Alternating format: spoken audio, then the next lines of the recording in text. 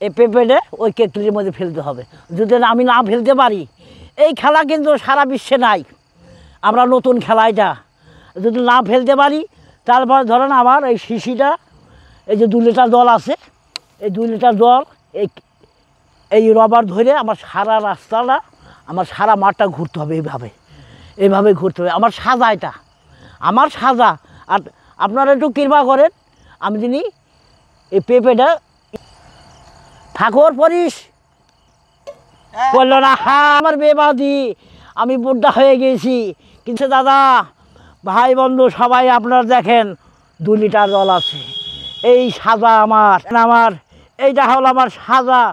আশা করি ভগবান কৃপায় এই কাজ যদি আমি সমেত করতে পারি, তাহলে মনে হয় আপনারা সবাই দেখতে পাবেন আমার এই বোতল খেলা, পেঁপে খেলা আপনারা সবাই দেখতে পারবেন। এই দেখেন আমি চলছি কীভাবে। এই রবার যদি পড়ে যায়, ছিঁড়ে ফলাম করে ছিঁড়ে যায় আর আমার হাতে লাগে, ও বলবেন না সে কথা। হ্যাঁ, বিরাট ব্যাপার আছে। হ্যাঁ, আরে বাবা রে বাবা, ওরে রে, ওরে ওরে বাবা রে, হাতে কি লাগছে রে বাবা। উফ, ওরে বাবা রে গো, হাত ফেটে গেছে আমার। উফ, আপনারা সবাই খেলে দেখেন এই খেলাটা কি কষ্টের খেলা, দারুণ খেলা।